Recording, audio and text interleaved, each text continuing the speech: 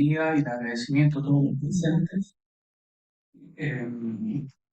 Esta semana es una semana bien especial en Chile, sabemos por los interferiados, por lo tanto también hay un esfuerzo tecnológico en el cual también se está transmitiendo por streaming, lo que ayuda mucho a la gente que no pudo venir presencialmente. Así que son los agradecimientos para los que están aquí en forma presencial y también a los que están en forma online. Bueno, como les decía, bienvenidos a esta charla denominada Net Zero Hospitalario.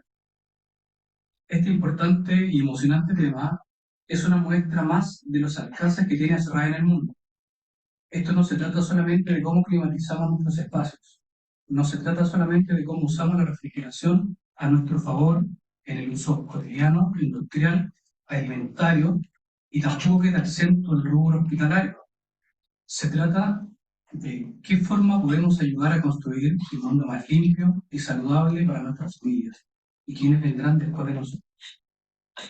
El término net zero se refiere a la meta de equilibrar la cantidad de energía utilizada en los sistemas con la cantidad de energía que podemos generar o ahorrar en el consumo de nuestros edificios. Esto implica reducir las emisiones y tomar medidas para eliminar o compensar cualquier emisión restante. El objetivo es alcanzar un equilibrio en el que las emisiones consumidas sean cero, lo que contribuye a combatir el cambio climático y reducir el calentamiento global.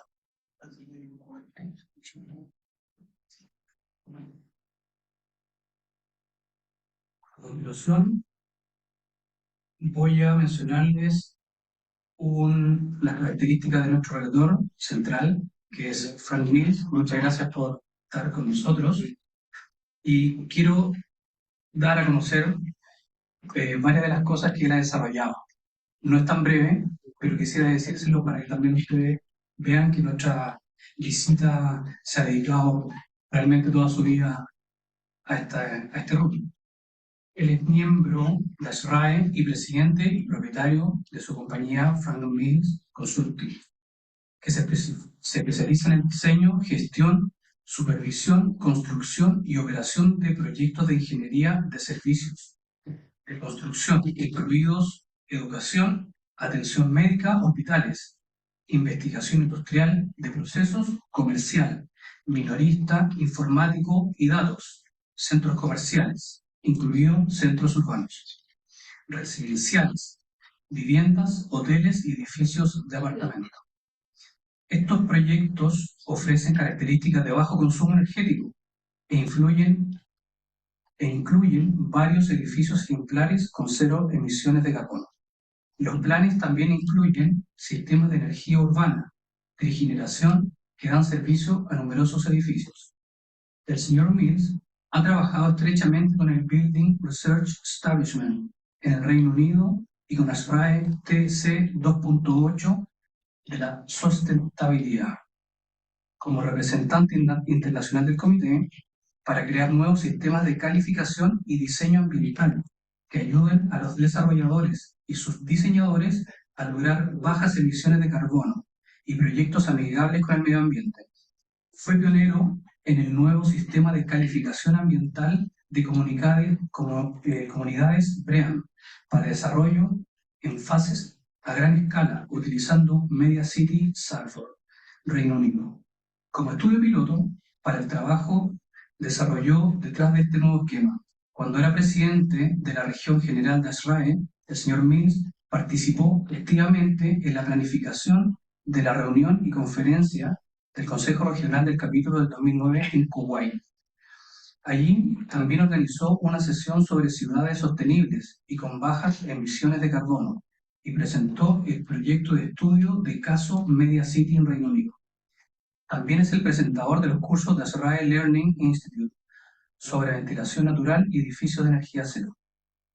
Bueno, como les decía, este es más bien un resumen de lo que él ha hecho a lo largo de su trayectoria profesional y a continuación quisiéramos dejarlo con su presentación. Señor Mills, gracias.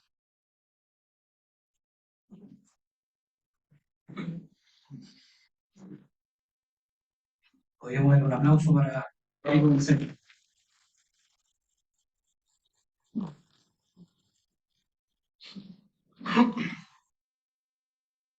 Yes.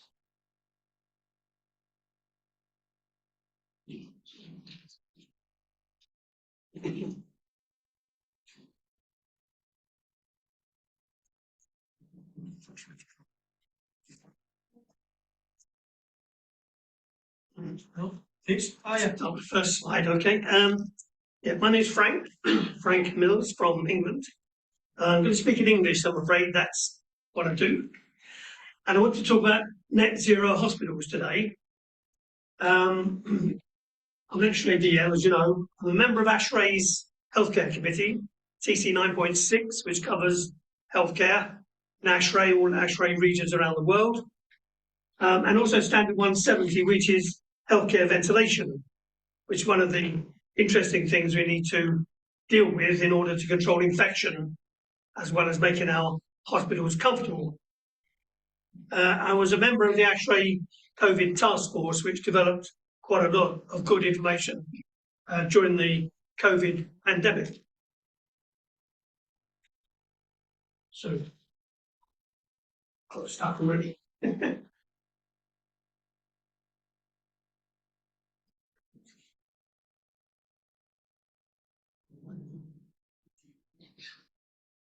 Right, I think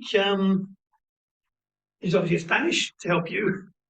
And I think I just wanted to say quickly what we might cover today, which is why bother? Why do we want to be net zero? What's it all about? What's the significance of doing it? What are we doing in the United Kingdom? I'm here from United Kingdom. What are we doing? I'll tell you something about that. Just started this week, actually. I'm the new chief engineer of the National Health Service, NHS, which is a temporary job. I'm doing this for 5 months, but it's a big target for the UK. What are our options? What strategies? Oh, this as well, thank you. What should be done? When? What kind of technologies could we use in order to get net zero? I'm going to mention that there's a lot of ASHRAE guidance available to all of us. Just download it.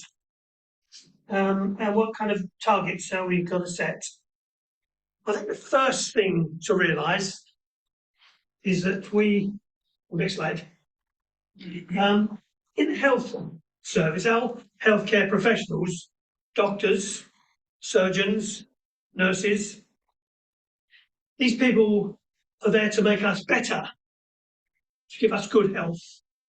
And what they don't want to do is make us worse, make us sick. And so they have this saying, the first principle of healthcare is to do no harm, which is interesting because a hospital produces lots of emissions and it's harming the planet. So we need to help them stop that. Okay. And I just wanted to mention here that the World Health Organization has said that climate change is the greatest threat to global health this century, worse than other things like smoking and other things that happen. So this is a really big problem to the world's health, which we're going to try and deal with. And the reason that hospitals need to take a lead to show that it can be done is because it's in the NHS. Healthcare in general must be one of the most energy intensive buildings. They're used all day, 24 hours, 7 days a week, every day of the year. And they're full of big bits of equipment that use a lot of electricity, heating, cooling. And they need to have high amounts of ventilation. So they're at the top end of the range. So if we can do that, we can show all other buildings, offices, residential, housing, government, we can show those buildings that it can be done because hospitals have done it. And in fact, in the UK, we've just published this new standard. This was published in February this year. And it is, in fact, our new standard for net zero hospitals. And it covers all carbon emissions, all greenhouse gas emissions. We tend to talk about carbon, CO2, but there's lots of other emissions that we have to stop. Nitrous oxide, for example, is a really big problem to the greenhouse effect. And yet hospitals, certainly in the UK, use nitrous oxide and they just let it escape. And it's more damaging than carbon. So all these gases have to be stopped. And the interesting thing about this standard, which you can download free of charge, you can download it from the internet from NHS England, National Health Service, is that it covers all carbon emissions. Now, let me explain. That the emissions I think we like to deal with are heating, ventilation, air conditioning, cooling, lighting, all that kind of stuff that uses energy. That's what you're thinking, and I'm thinking we have to get to net zero energy, net zero carbon energy. So we can use renewables, but can't use gas, coal or oil anymore. However, that's only 15% of the total hospital's emissions.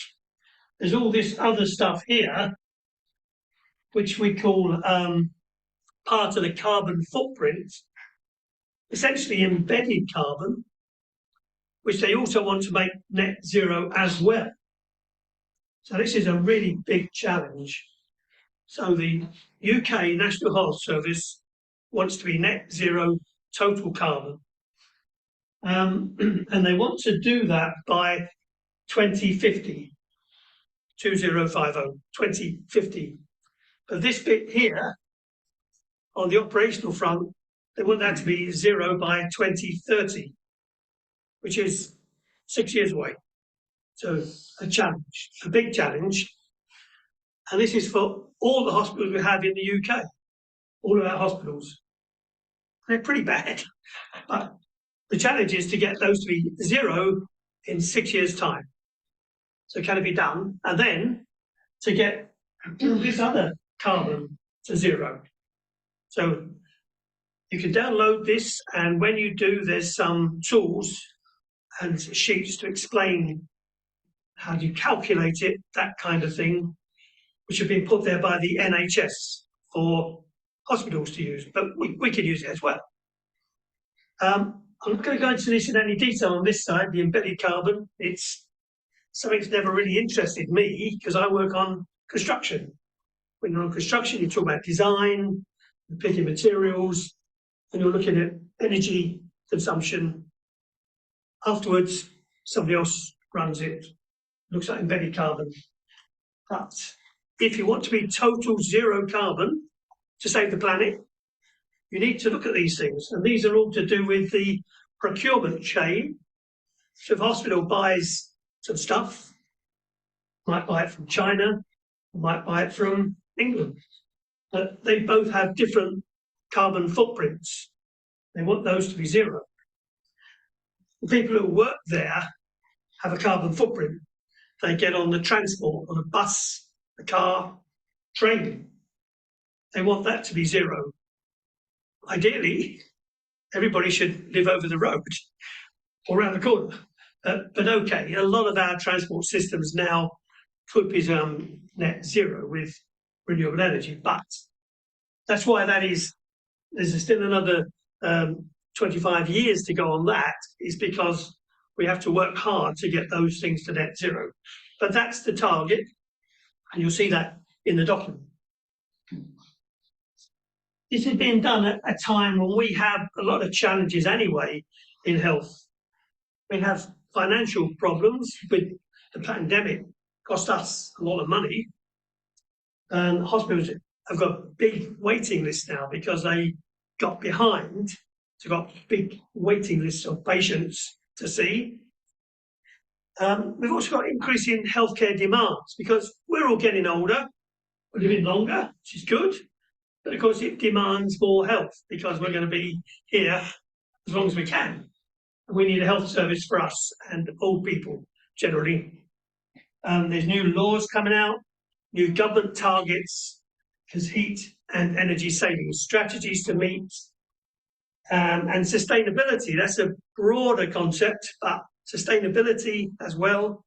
And then finally, the bottom line there, we have to have a commitment to improve the patient experience. So when the patient goes to hospital, it's got to be good. It could be the best experience that he can or she can have. So I've worked on a lot of hospitals. This is Newcastle Hospital. It's rambling. It's got new bits, it's got old bits, it's got big bits, and bits are open all day, every day, bits that are part-time used. And these use a lot of energy. So the challenge is for this type of hospital to get it to zero. We know they use a lot of electricity and they also need a lot of backup in case electricity fails. Actually, when we analyse a hospital, we use too much. We use too much right now. Even though our climate is temperate, it's a bit like your climate actually, it's just about that nice temperature all year. But even so, we are using nearly as much energy or more energy than the US. So we don't meet our own targets, which is bad.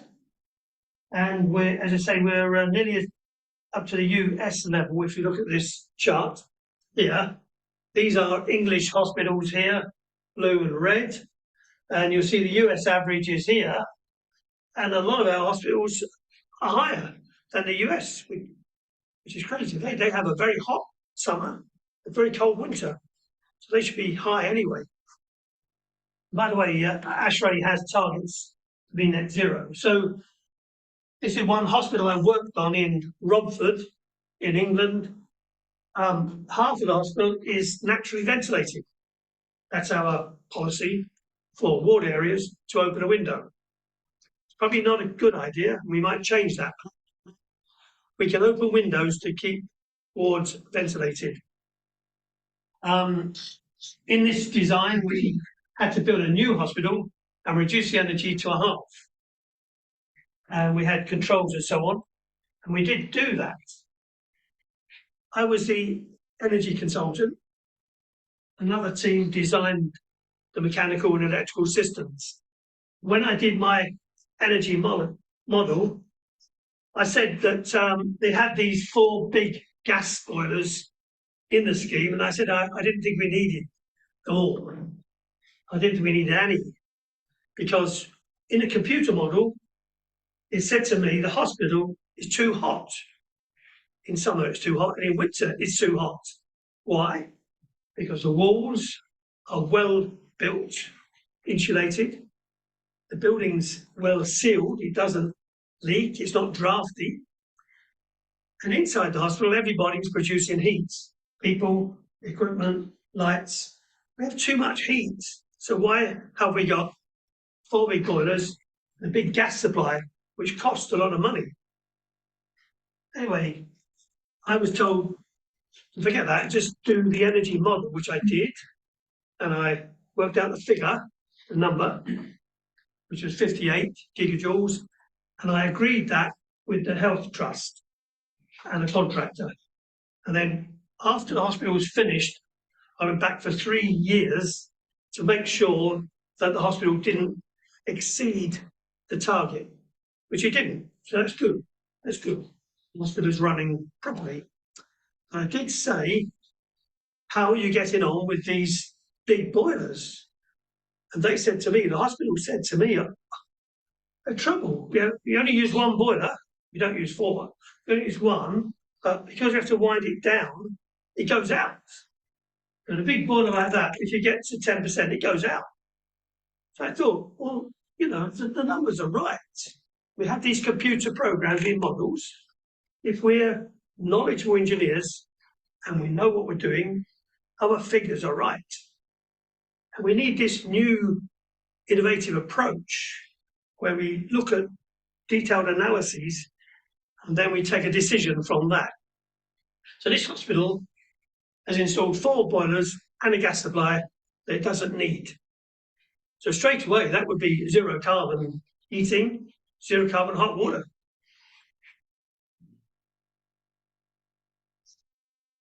We do have a lot of guides to help us. So ASHRAE has already published this 50% lower guide for hospitals, and you can download this off the ASHRAE website, ashrae.org, for free. You do that now.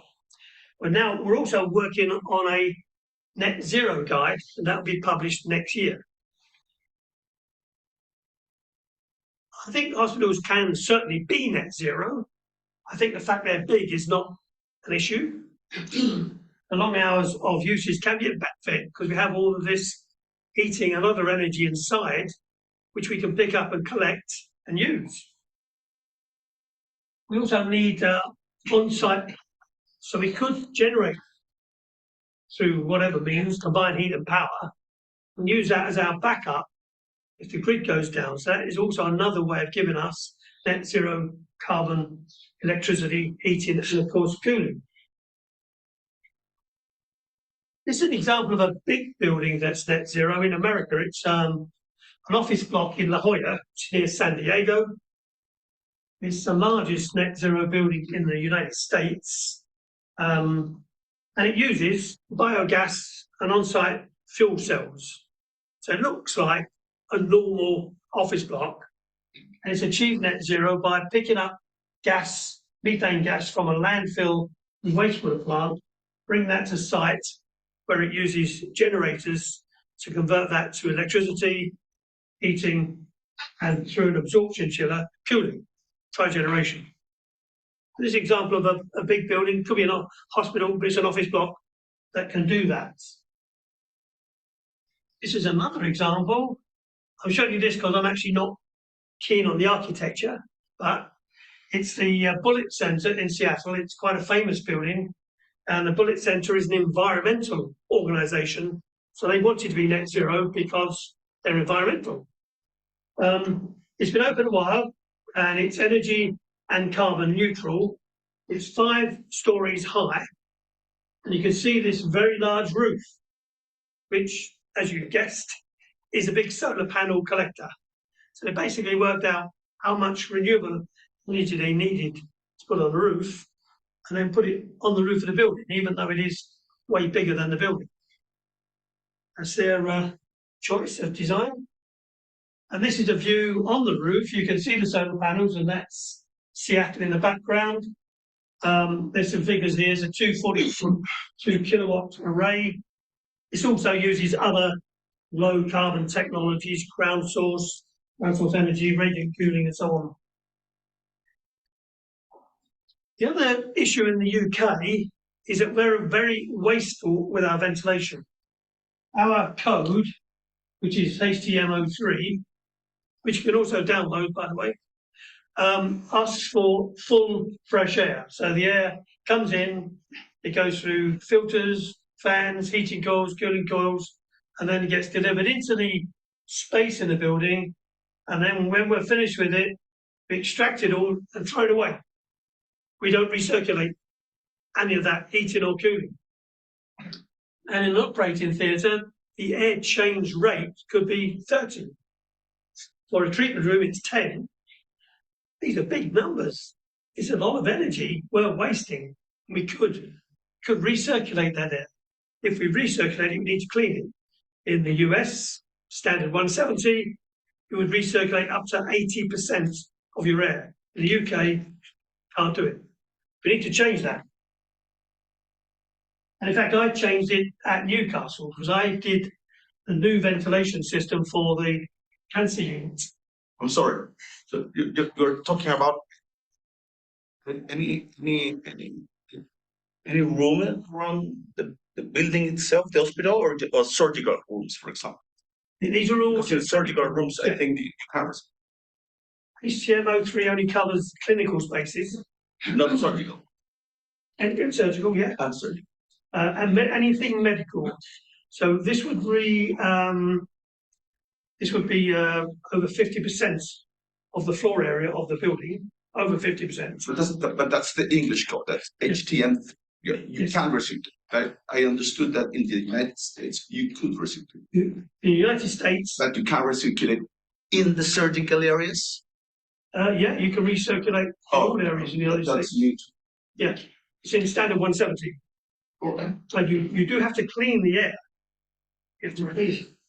That's right. Okay.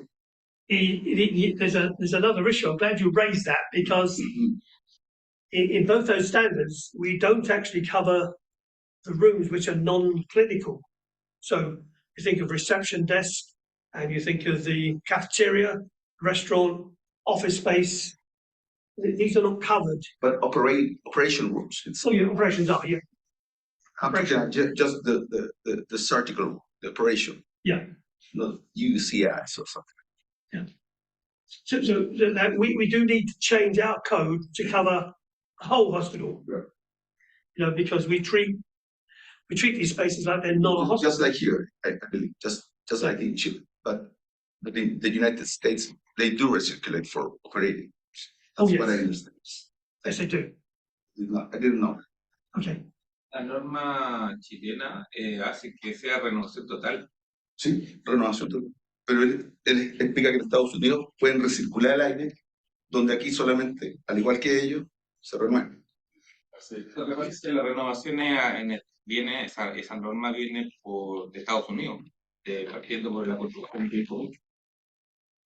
Por eso te digo, no sabía que se podía recircular el aire en un quirófano. Aquí no lo hacemos, yo no conozco ninguna aplicación donde sea, ningún hospital. Sí, la Universidad Católica de hecho tiene un estándar más alto de tasas de renovación en Eso también. I'm sorry, we are El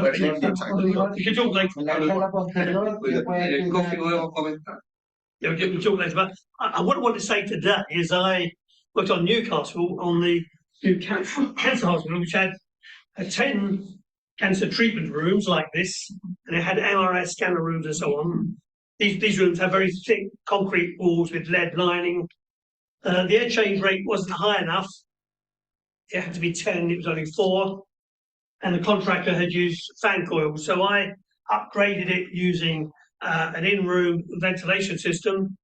We couldn't bring more outside air in. So in these rooms, we have recirculated air and we cleaned it with HEPA filters. So this was the Cancer Care Centre. We could clean it with UVC or HEPA, nothing else really. And in this case, we got the air change rate we wanted. However, one point I found is the hospital runs these systems 24 hours, 7 days a week, 24/7, although they're only used 12 hours. So this is behavioural change, which we have to try to overcome. They won't switch the stuff off, but they can do. There's no one in. Switch it off, or maybe switch it down. But yeah, moving on to COVID, that really gave us a chance to look at ventilation and energy in more scope, and we found our hospital was very lacking. We had the idea of bringing in an infection control engineer. People like us who understand ventilation could see what was wrong and how to prevent airborne infections. And we did produce quite a lot of guidance. This is in Britain's, the SIBSI guidance, which I was involved with. And then we realised we have to live with COVID now. This big outbreaks still in England now. Less people dying, a lot of people sick and off work. So we don't want to go back to those lockdowns. We want to be normal, want to reoccupy buildings. We still have a lot of people who work at home. They won't go to the office. So that's another problem. And we want to meet people and go to football and everything. So in order to do that, we've really got to do some air cleaning in areas where there's a risk. So UVC is one thing we've looked at closely. It's been used for many years to kill germs. It's used in water, and we can use it in air as well. It's got a kill rate of 99.9%. So it's also quick to roll out if you take it out of the box. But I think this slide here illustrates 3 different methods of cleaning air. And if you clean the air, you can recirculate it. because it's now sterile. So the three methods are the duct mounted, where you put it inside a piece of ductwork. As the air goes through, it's cleaned, delivered to the space. Or we could put it as a mobile down in the corner there as a standalone unit. You could stand it here, plug it into the wall, and it would clean the air in this area and another one there. And we did that during COVID because it was quick. It's not the right answer because they tend to get in the way and people unplug them. So what we're doing now with the middle solution, where it's in the ceiling, or it could be in a cupboard on the wall, or it's out the way, but it takes air in, cleans it, and puts it back in the space. So it's continually recirculating and cleaning the air. And that's our approach now. I think HMO3 approach as it stands, which asks for full fresh air, needs an awful a lot of equipment and plant. You see on this building here, for example, the whole of this top floor is a plant room with louvers to pull out, and that's serving the 4 floors below. So you need a lot of space if you're going to comply with HMO3, which you're looking for, as say, 10 air changes an hour, upwards 30 air changes in operating theatres. And I mention this because in the UK, more than half our hospitals don't meet our standard. So what can you do? Well, you could maybe put some plant on and have external ductwork. This is actually Guy's Hospital in London. You cancer wing, and you can see the ductwork is red on the outside. I'd say that's more architectural than engineering. It's not a great idea putting your ductwork on the outside, but it is one way of doing it because you won't have enough space inside to take all this ductwork. If your hospital is not up to standard, you have to be clever to find some ways of doing it. There's a picture of an induct unit which cleans the air going through it. The air has to go in the same direction as the lamps, so you get a long dwell time. If it goes across the lamps, it just goes through quickly. But if it goes along the lamps, then it's in contact for maybe 2 seconds before it reaches the other end. So the intensity and the time, very important. And this is a picture of it in a piece of ductwork. This is a mobile unit in a care home. This is actually my mother-in-law. She's nearly 97, so still here. She managed to live through COVID. She's in a care home, actually, and 12 people here died, but she's still here.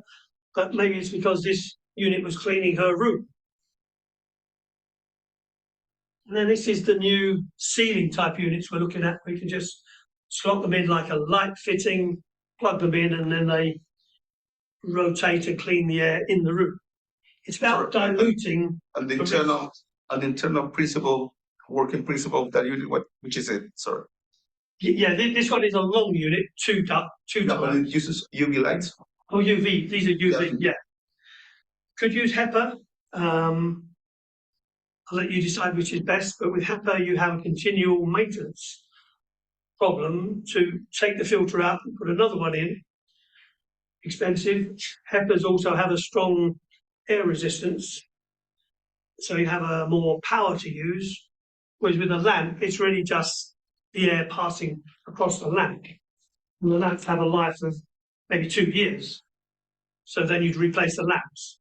But they're the two options. So in the ASHRAE guidance, it says don't use anything else because there are other methods. For example, there's ozone. We don't recommend spraying anything into the air because if it gets into the room, it's toxic. Okay, so these two methods, HEPA and UVC, are non-toxic. They're safe. And there are other methods which we call developing. Not ruling them out, but they're probably not right as yet. So this is another picture of a mobile in a ward setting in the UK. Just stood there. Moving on from ventilation, I wanted to talk about other technologies we might use, and this is phase change material, which we would use for storing heating and cooling. So phase change is where you have some material that you can melt or freeze.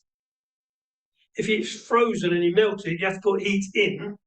So it's putting heat in, giving you cooling.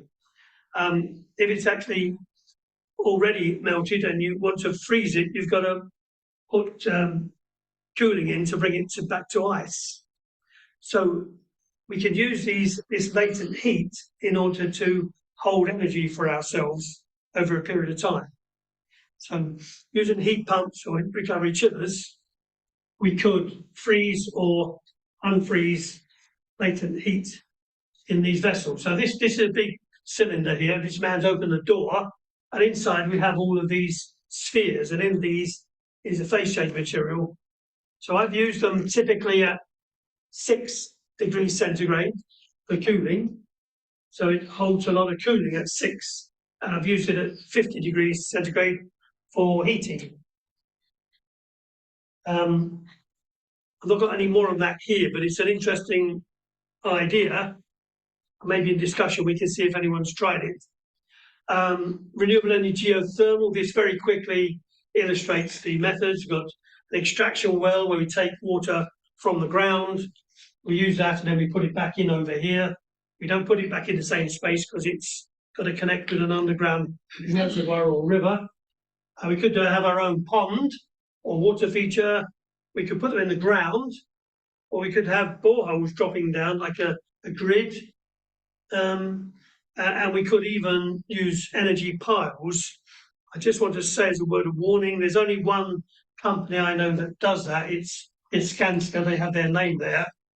But the idea is that when you put a pile down into the ground to hold your building up, you could also pop in a pipe to get your water in and out of the ground. Now, the reason most people have stayed away from that is they think heating and cooling the piles might cause the building to be slightly unstable. But Skanska have done it, and that's called energy piles. Another method of geothermal that's been successful is Toronto. I don't know if you know, but Toronto, that's a big city in Canada, gets all its cooling from Lake Ontario. It's a big lake. But they pipe that water in through the city and they connect it to every building. So when the buildings have got their air conditioning, instead of having a chiller, they don't have a chiller, they connect to this water and send their warm water back to the lake. So Lake Ontario keeps the whole of Toronto nice and cool. Renewable energy. We also cover sustainability, and we've got a new CIBSE Guide L out. ASHRAE has standard 189, and for hospital is 189.3. And of course the green one. So this is a picture of Media City, which is one of my projects. It's the home of the BBC, and this was the first excellent BREEAM communities in the United Kingdom. If you watch BBC News, you'll see this place. So I think just trying to keep the time here. That I've got a couple of minutes, so I'll just go back to that last slide and say this project here has been very innovative in lots of ways. It's actually net zero already, but we did that because we used the Manchester Ship Canal, which is a big waterway coming through Manchester, as our source for heat and cooling. But we also had gas supplied to a generator, combined heat and power generator, which produced electricity, and then the waste heat was collected to do the heating and the hot water on the site. And then in the summer, the heat goes into an absorption chiller where it powers the air conditioning for the BBC and the studio building, which you can see here. Is it? I'm sorry. It's an absorption or absorption? Absorption. With a B. With B, yeah. All right. And so that is a method. You put heat in. You're basically boiling ammonia off to recombine with water, and that gives you a cooling effect. An absorption chiller will give you cooling from heat. So this is net zero. It's on-site generation. It's got district heating, district cooling. It's also worked well in terms of sustainability to have good economic growth for this area of Manchester, which is called Salford. And it has on the whole site here a mixture of work, live, play, residential, hotels, eating areas. It's got a big university building. So it's sustainable in the sense that it's got that live, work, play community atmosphere. It's a mini city. So I wanted to conclude by saying that net zero hospitals are indeed achievable and, in my opinion, can be very cost effective. They can be lower cost than doing the old thing. For example, Romford Hospital doesn't need any boilers, but spent £25 million on them. I think COVID showed us, in the UK at least, that we can recirculate air. We are starting to do that now, but you have to clean it. You have to clean it with HEPA filters or with UVC. We certainly have enough heat in our hospitals to give us all the hot water and heating we need, but we do need to recover it and probably store it until we want it. I don't think we should have any gas supplies to a hospital at all. We don't need them. We should use recovered heat. I think any design we do has got to start with the users and consider what people want, what patients want, make sure that that's our end goal. And we certainly need integrated design where we as engineers can work up with architects and with our structural engineers to make sure that the building as an integrated whole, it delivers what's wanted. So I've got some references at the end there which might be useful to you. And that's I'd like to conclude and ask any questions or comments. Preguntas. ¿En español o en inglés? En español está con traducción en lo de Chile.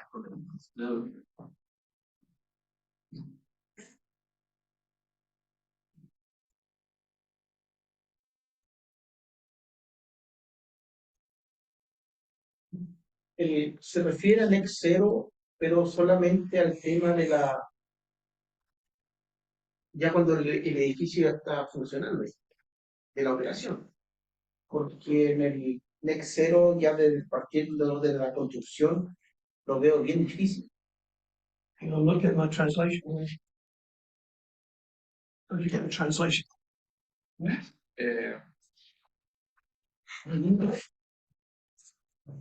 Así traducción. Sí.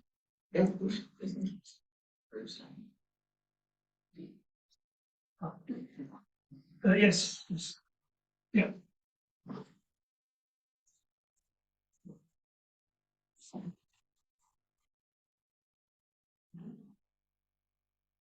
Al parecer no habría que repetir la pregunta. No, el next zero se refiere más que nada a la operación del edificio, ¿cierto? O también la idea es hacerlo desde el momento de la construcción. ¿A dónde está enfocado el next zero en Yes, it's more concerned with the operational carbon. To say heating, lighting, ventilation, air conditioning, hot water. Also plug loads, all the electricity loads. They're operational, but we're also, with this new standard, looking at embedded carbon. So how much carbon is there in a chair, or copper pipe work, water pipe work, duct work for ventilation? How much carbon is in that? Can we make a decision which makes that less? So in the UK, our Prime Minister promised us 40 new hospitals, but they're not going to build any. So we aren't looking at any new hospitals in the foreseeable future, but we have to refurbish all of the hospitals we've got. We have a big program to renovate hospitals. So that actually puts more work on us engineers, because the systems, all those engineering systems are going to be renewed. So when we do that, we have to look at the carbon, embedded carbon in all those systems. So there are ways of calculating embedded carbon in pipe, duct, control system is wiring, and helping us come to the lowest carbon. I think it's going to be a while before we come up with the best answers, but that is the intention, that those are zero. I will phrase my question in Spanish first, everybody, Oh, okay. and then I can Yes, sure. tell you just in English for you. Quick and exacto. Le voy a preguntar, hay un tema importante que me interesaría saber. Le voy a preguntar si, como él es un experto en el tema, obviamente manejo de energía de sistemas mecánicos, ingeniero de sistemas mecánicos, si él, en su experiencia, ha podido hacer el análisis entre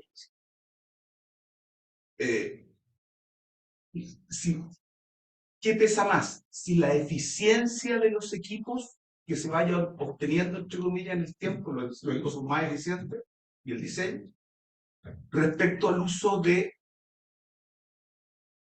control automático, manteniendo, entre comillas, equipos que actualmente existen. O sea, con los equipos, para dos sistemas que tienen eficiencias más o menos parecidas, mecánicas, ¿qué tanto pesa el buen desempeño de un sistema respecto a otro si se utiliza control automático o no? ¿Ok? ¿Se entiende? Okay. So, in your experience, in terms of the efficiencies that you might be, getting around respect to COPs, and operating efficiency, energy usages, respect to the energy, what we want to use, the heat pumps and all that stuff. If you have two very similar systems right now, with the actual efficiency that you're getting, have you defined which system could perform better, using or not using, for example, BMS systems or control systems? Which systems at a certain efficiency rate would perform better? It's more important to use a good efficiency, or it's better, more efficient to use to improve it in control systems or solutions that you can combine, for the system. My experience, Right. as an engineer, Yeah. you get the controls right first. If the systems are not in control, then you're bound to be wasting energy. For example, though, plants running all day and all night, 24 hours a day, I can halve their energy consumption. Whether the stuff is good or bad, it's immaterial. I can halve it by just switching it off at night. So you must have the systems under control. But I did say we need an integrated approach, so we have to look at all aspects. We have to look for the best equipment. And in that sense, I think you're raising a very interesting point, because we might have to introduce new types of equipment like heat recovery chillers. Yes. I'm not used to. We need to know, are they reliable? Are they going to break down? Are they going to perform well? So we've really got to introduce to a very big industry. I mean, the health service in industry in England is big. It's the biggest employer in the world. And so if we're going to do something, we can't order thousands of heat recovery chillers and hope they work. We're going to have to take it a step at a time. Try that one. Does this work?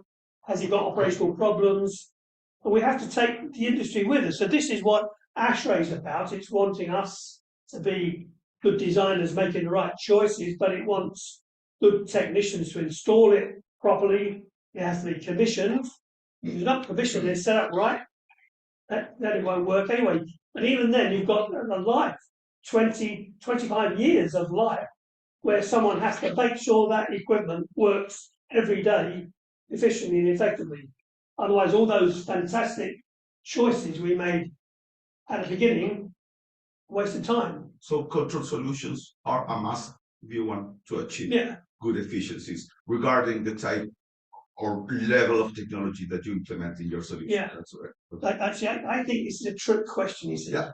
I think it's a trick question. Dollar by dollar, I mean. Yeah. No. You're going to invest. What's the best choice? To invest quickly on a good control solution, maybe. Yeah. I'm trying to replace an actual system that might be working at a not very efficient point of operation in terms of a new, very, very high cost new technology. Okay, so I go back to saying integrating, but I'm an energy consultant. I'm also a mechanical and electrical design consultant, but energy consultant as well. And I can go into a building, any building you want to show me here, and I can look at ways to save energy. And my best return, whoever I see, buy him, I don't know what your money is, but a £5 clock, you know, and that will halve his energy. After that, if you then say, what do I do next? Well, you've now halved the energy for, what's your pesos? That's right. Okay, so for 5,000 pesos, I've halved his energy by putting a clock in. That's lots of savings. So that's great. What should we do next? Well, we have to put a heat recovery chiller in. That's 100,000 pesos or whatever, and it will save you another little bit. So I learned early in life not to say that. I say to my clients, this is the package. You need to put controls in.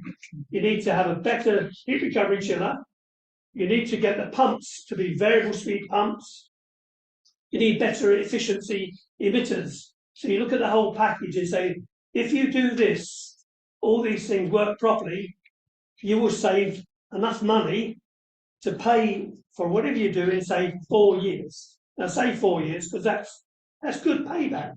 That's better money investment than putting it in a bank or anything. So that's good payback. If you say it's 10 years payback, maybe that's too long. So as an engineer, you're looking to invest your client's money and get him a good return, which is maybe 4 or maybe 5 years. But do it as a package, okay? Don't pick one thing at a time. Don't give him a shopping list, because you go for the best one, and he won't do anything else, okay? What software tools do you use usually for? Well, I use IES, Right. which is pretty good, but there's lots of others around. The IES came Energy from Plaza. the European Union. Right. It was a research tool, but it's now developed into a commercial tool, which you have to buy. Now anyone at a university, I'm not sure about here, but certainly in England, any student or lecturer can buy one for, in our money, £50. What's that? Open Studio, for example. 50,000. Yeah, that's good. Yeah, there's CAS. Right. There's a number of different modelling programs, and I think they're all good. I think the key to the result is the user. You know, if you are experienced and you know what you're doing, and you run that program, you'll be able to use the data properly. IES, I'm sorry.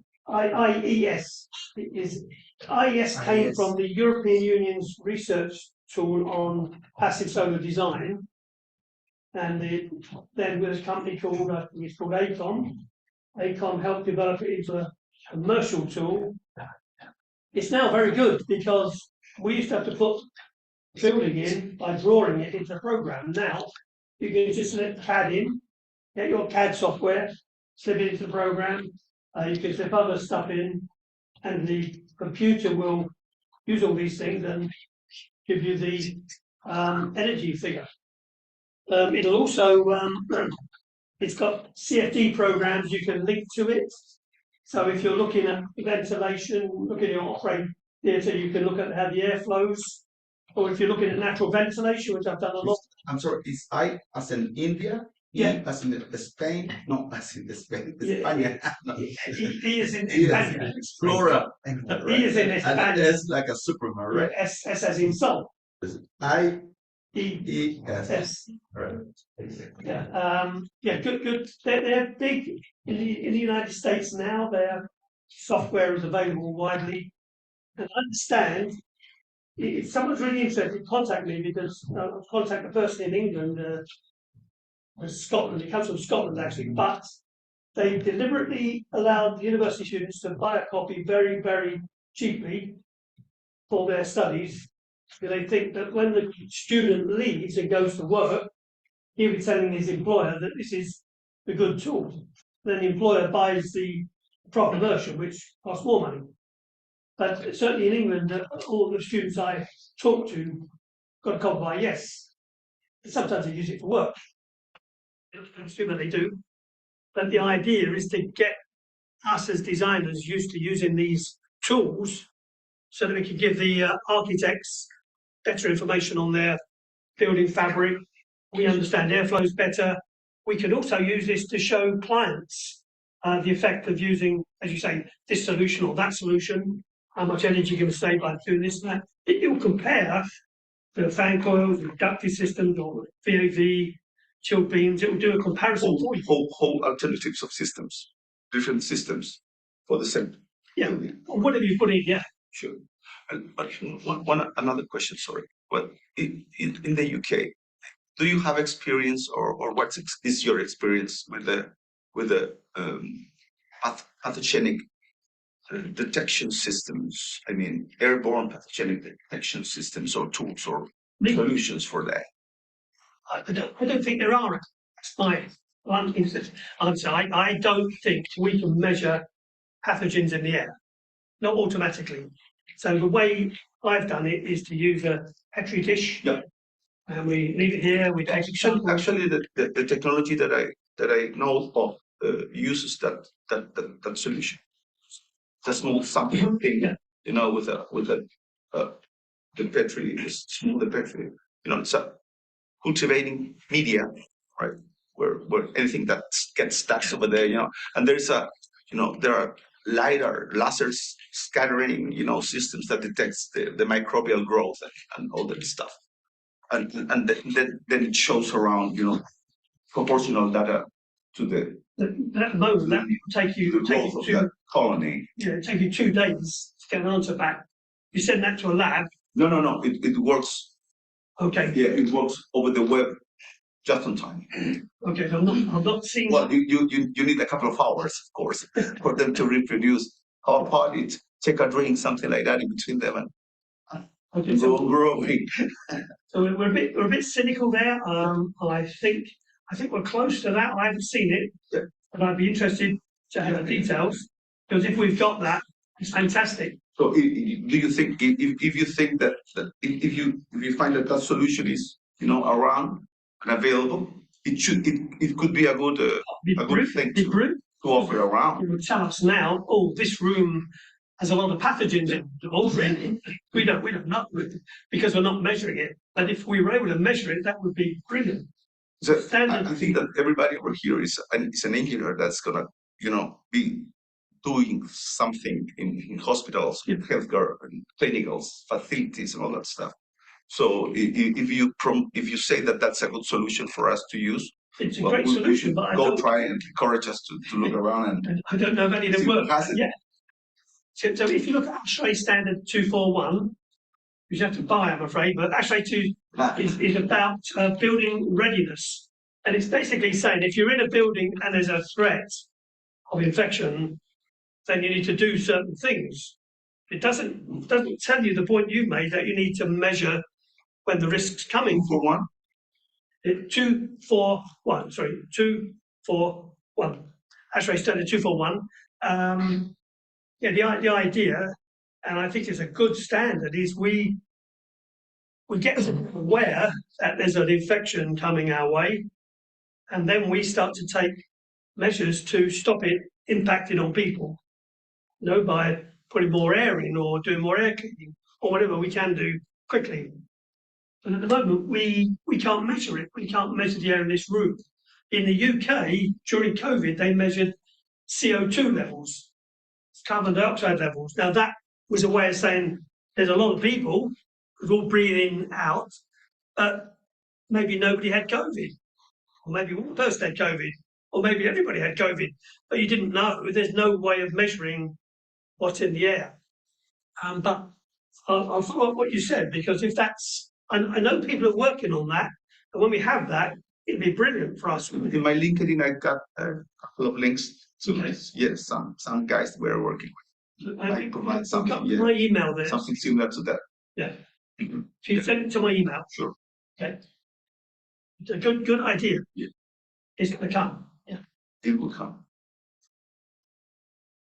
¿Preguntas? Yes, sir. Well, with your presentation, I remember when I was a student engineer. So about the PCM, what is the most common PCM that you use in the system? And the second question is, this PCM you will use in air conditioner or in heating too? Yeah, I've used them in heating and air conditioning. So the PCM is a mixture of chemicals that will allow it to, as I say, freeze at a given temperature. So I'm not a chemist, but I've used all mine from somewhere in China, and I've used them to heat and freeze at 6. I've also used them at 40 and 50 degrees centigrade. And I went to Turin in Italy, where an engineer there has used them at 70 degrees centigrade and also at 6 degrees centigrade.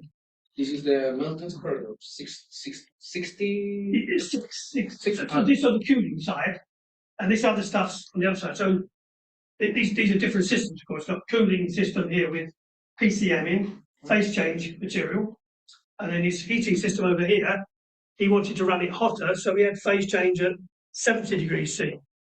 So the good thing about phase change material is it doesn't need any energy. It's just stuff. It could be a piece of rock really that you're heating and cooling. But because the latent heat, latent heat, if you remember the graph, you put heat in, the temperature goes up, then it starts to melt. It stays at the same temperature until it's all melted, and then it goes up again. So this is the area, this plateau is what you're working at. And if you can get it right, you can store quite a lot of energy. It costs you money. So you need the right store. Now, the other way of storing cooling energy or heating would be to have a big tank of water. So just in numerical terms, if I had a tank this size holding chilled water, and it was at 6 degrees C, and I decided to use phase change, I could make the tank this size, one tenth of the size. So that's the. But if you, and there are buildings in the United States where, by the way, where they put chilled water tanks in enough to hold cooling for the building, but they're enormous. So we would have a problem after that is weight issues, where to put it. So phase change enables you to get it much smaller and hold the cooling, and it also holds it at a constant temperature. It's not like the temperature's floating around. And so this way you can reduce your heat pump, your chiller sizes, just keep the cooling there as your first point of issue. The only benefit is the space, or do you have other benefit if you use PCM? I think it's cheaper than buying a lot of equipment, because once you've got the PCM stored, it's basically like another chiller. So if you wanted 2 chillers, you could say, well, hang on, I'm going to run this chiller all night and make my PCM, and that would be more efficient. The chiller working at night would be more efficient. Make my PCM frozen, then the next day when people come to the office, I've now got this chiller ready to work, but I've also got this big store of cooling. So I'll use this first, so the chiller can have a rest and come in when it's needed. So I guess that would be another advantage, that you could do the cooling at the best time. When you've got cold temperatures outside at night, your chiller will be more efficient. So this is a way to do it. But yeah, PCM size is probably the best issue, but it's just more efficient, saves on capital cost, and it's backup as well. I mean, if your chiller breaks down in the morning, this cooling is there. It's going to be there all day, ready for you to use. So you need a culture to use the PCM. Yeah. Sorry. So, Mr. Do you have experience in the UK working with absorption chillers instead of absorption chillers? Yeah, with Media City. And what is your opinion between them? I think the UK we struggled because we maybe don't have the technical staff to operate with it, but they're very To operate the absorptions or the absorptions? The absorption chillers. The absorptions.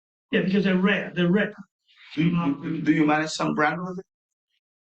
I think we use Train. Absorptions from Train? Yeah, Train. En Chile hay tres. Thermax. No, I mean, absorción no es lo mismo que absorción. La absorción trabaja con un ciclo de un gas. Entonces, la absorción es un sólido que trabaja en el fondo, básicamente. Se trabaja con un sólido, no con una solución. Yeah, I forget the manufacturer we use, but I can find out for you. But you're asking me about the UK Yeah, experience. It's not strong. It's not strong also in the United States, but when you see those charts, I think that I don't understand why anybody should go working with absorption. It's totally more efficient. Oh yeah. But they're more, they're more heavy. Yeah, much more. I think one thing we do as engineers is when we pick some equipment, we think, how is our client going to be with this in 5 or 10 or 15 years? And then we have to know that the industry, because we're not going to do it, we're doing another job. We have to have a team of people who can operate that. And in the UK, we have problems. I mean, one of the reasons I like PCMs, I don't use ice storage. That requires brine or glycol, and that's very, very rusty. And when I've used it, it's leaked and it's rusted everything, and there's a lot of damage and things don't work. So I've avoided that by using PCMs at 6, which is just normal chilled water. So our technical people are not used to air conditioning like America is, so they make mistakes. It's just the way they are. I mean, I'm not here to say that Britain is great, because if you looked at the Grenfell Tower fire, it was terrible. We had a high-story rise building which people lived in, and we wrapped it with combustible material. So that happened in the centre of London, and we've got big issues now. We're changing all our laws, which puts a lot of problems on us as designers. We've got these checks now that we have to carry through. Actual question I'm trying to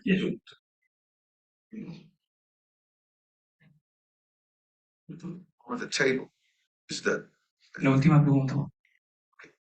the actual thing is that absorption chillers can work on a range, can have a 90% efficiency, COP, always below 1. Using, but they can have 9% at 65 degrees Celsius. Yeah. And absorptions you need over 9, right? And because they're working with a solid, their heat capacity, it's very, very big. So they don't have the problem that they must be always switched on or off. They're very, very stable. And I don't understand why they are not more, normally used around the world. Yeah. So I just wanted to check out. Yeah, I mean, maybe you had the chance to compare the usage of them. We use absorption, and that tends to be what's been used. More technically, speaking, is the people that handles the brands or maybe the technologies in each market. Sure, that's a big issue. You would have to have a partner, if you like. Yep. Use the word loosely, partner, but you have to have confidence in the industry you're working with can keep that. Of course, because the holy grail of this would be maybe to be able to have solar air conditioning. Oh yeah. All right, that's the holy grail. That would leave us everybody, pretty happy over here. We would make maybe the Noble, something like that. Yeah, you need to turn up a package, but we need to be clear today. I'm not selling or persuading you to use any particular type of technology. It's just a general talk. ASHRAE has a lot of free information on the site here, just touched on. But if you go on the website, there's a lot of design guides you can download. Again, ASHRAE, like speaking for ASHRAE, won't tell you to use this or use that. You have to look at your situation, your project, your client, your location, and see what's right. So what works in London may not work at all here in San Diego. May need a different approach. But that's, I think, one of the things the chapter could take on is trying to be more specific for Chile or maybe Santiago in decarbonisation as to what technologies are, let's say, best and more appropriate. They may be different to other locations in the world because suitable. we've got an established industry here. More suitable. Yeah. ¿Te vas? Sorry, go. Sí, en honor al tiempo tenemos más relatores, lo que no quita que no puedan seguir conversando porque pronto tenemos un coffee break, así que ahí también podemos seguir conversando, no hay problema. Por el mismo tiempo, la traducción simultánea se tuvo que adelantar, por lo que ahora Hermes Silva, nuestro presidente actual de ASHRAE, va a dar unas palabras. Así es que, Hermes, te escuchamos, gracias.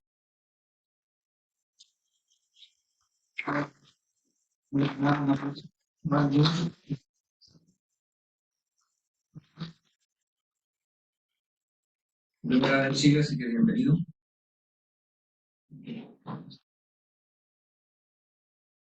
Bien, buen día a todos, bienvenidos. Gracias por estar en este seminario. A nombre del capítulo chileno de ASHRAE, agradecemos la participación y la asistencia de todos ustedes en primera instancia. ASHRAE es la Asociación de Profesionales de la Climatización, Calefacción, Ventilación y Refrigeración, más conocido como ASHRAE, una entidad sin fines de lucro, con más de 57.000 miembros en todo el mundo, más de 125 años de antigüedad. Tiene como misión la transferencia tecnológica y las buenas prácticas en el mundo HVAC, la eficiencia energética, el cuidado del medio ambiente y la calidad del aire, desarrollando estándares a nivel mundial, guías de buenas prácticas, capacitaciones y certificaciones en las más variadas temáticas, realizando seminarios y talleres como el que estamos realizando hoy. En los últimos años, las exigencias y los nuevos desafíos han aumentado, y ASHRAE tiene un papel preponderante en estos nuevos desafíos. Esto ha motivado la incorporación de nuevos miembros de otras áreas y especialidades que aporten a la solución de las nuevas problemáticas. Así, actualmente en ASHRAE podemos encontrar profesionales de todas las áreas de la ingeniería, expertos en eficiencia energética, arquitectos, abogados, ambientales, entre otras especialidades, los que con su visión y conocimiento aportan a la mejora de nuestro mundo. Por este motivo, los invitamos a todos los que estén interesados en participar de ASHRAE y saber más de sus actividades a contactarnos. Este año, bajo la presidencia de Ginger Scoggins, el lema de ASHRAE es Challenge Accepted, Tackling the Climate Crisis, lo que significa desafío aceptado, afrontar la crisis climática. Esto define el enfoque global de la asociación en estos nuevos tiempos y lo multidisciplinario que debemos ser. También este año, y en la línea de los nuevos desafíos, ASHRAE ha creado un nuevo comité de trabajo, el Comité de Diversidad, el cual fomenta la inclusión de todo tipo de profesional, sin diferencias por raza, sexo, discapacidad u otra minoría, de manera que todos podamos participar y aportar en el desarrollo de los objetivos de la asociación. En el capítulo de Chile, nuestro comité es dirigido por Elizabeth Correa, a quien puede contactar para más información sobre este comité. Para terminar, en este seminario abordaremos temáticas en línea como lo solicitado por nuestra presidenta Ginger Scoggins, iniciando también con la que presentó Frank Mills, lo que es Net Zero, y más adelante hablaremos del estándar 170 de la calidad de aire en los hospitales. Agradecemos a nuestro sponsor, sin ellos no podríamos realizar este tipo de actividades. También a los dueños de casa, a la Universidad Católica, por facilitar este salón y sus instalaciones. Y finalmente, a la Cámara Chilena de Refrigeración por su auspicio en este evento. Los invitamos a disfrutar y participar activamente en este seminario y de los próximos que haremos este año 2023 y el 2024, los que avisaremos por nuestras redes sociales. Muchas gracias.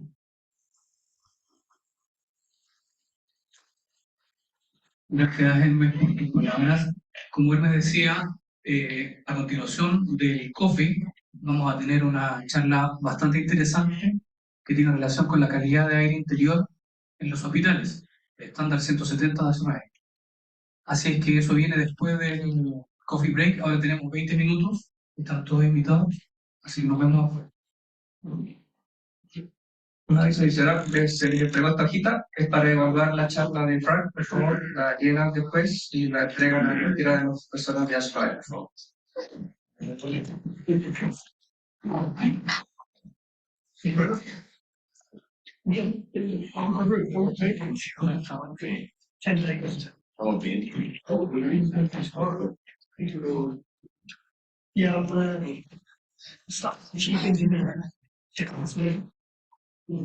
Y colaboramos con... ¿Y no? Estamos integrados todo técnicamente en Sudamérica y parte del sur de Florida, ¿ya? Que excluido técnicamente México, y el resto estamos todos formados por principalmente capítulos, y hay secciones. Los capítulos forman a partir de una cierta cantidad de miembros que se logran unificar, se crea el capítulo, se reconoce en ASHRAE, y luego pueden aparecer secciones que pueden ser inclusive, en el caso de Chile tenemos solamente Santiago, Brasil tiene como 3 capítulos, pero también pueden haber secciones que son con menor cantidad de gente. A lo que voy es que podemos abrir sucursales en regiones o apoyar a otros países que quieran formar parte de ASHRAE y no tengan la cantidad de gente para poder formar un capítulo. Siguiente, por favor. El capítulo de Chile fue creado en el año 2015. Ahí nace. ¿Ya? Tengo la suerte o la mala suerte, no sé cómo decirlo hoy día, de formar parte del equipo de los fundadores. Y obviamente dentro de los comités que hemos desarrollado, que son 10 los más principales que tenía ASHRAE, tiene comités de diferentes tópicos. Voy a mencionar algunos como membresía, estudiantes, jóvenes ingenieros, recursos de investigación, de asuntos de gobierno, creo que lo dije, hay comités de comunicaciones, está el nuevo comité que mencionó Hermes, que es de diversidad, etc. Objetivo es planificar charlas, visitas técnicas, como unidades administrativas tenemos un directorio, obviamente, comentamos las nuevas prácticas, invitamos al tema del networking, porque al final lo que uno busca desde ASHRAE es como qué logro yo como profesional, cómo logro contribuir y cómo me retroalimento, porque al final cuando uno forma parte de una sociedad y paga, espera un producto. Entonces, obviamente, uno tiene que buscarse porque esto es un modelo muy americano. Por lo tanto, está todo hecho, uno tiene que saber dónde encajar para poder sacarle mejor provecho.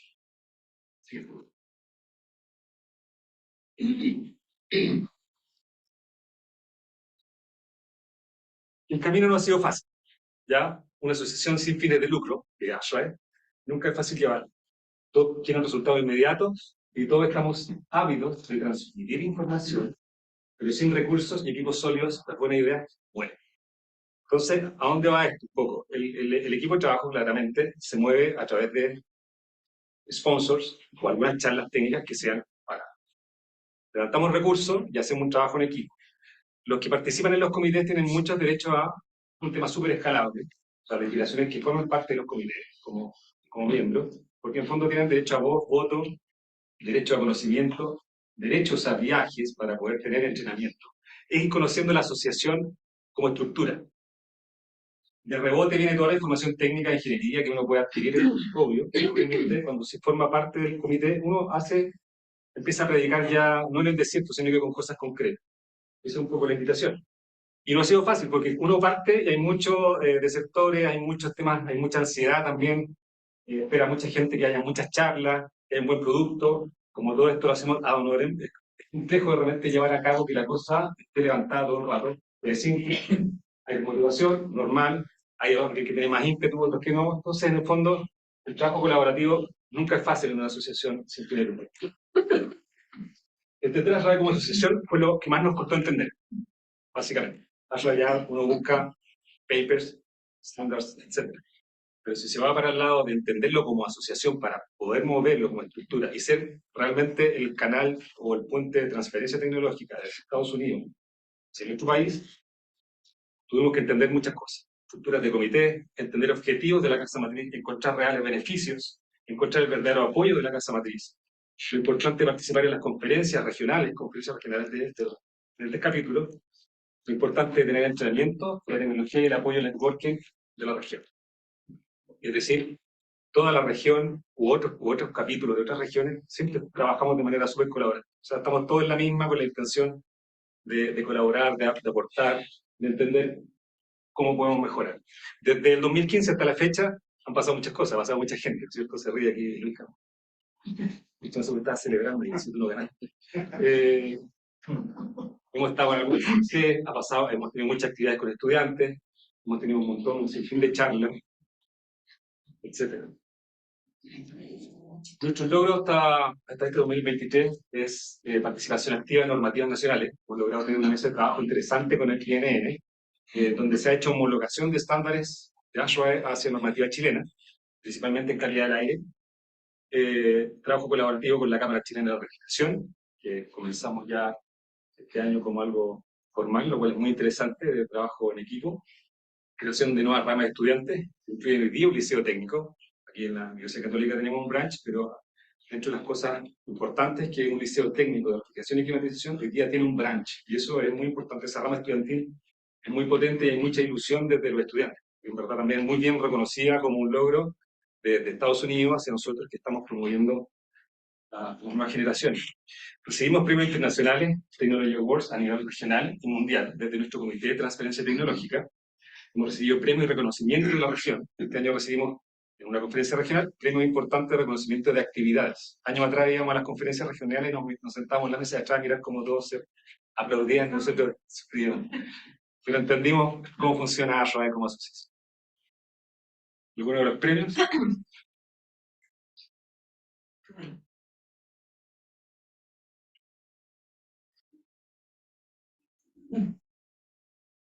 Awards.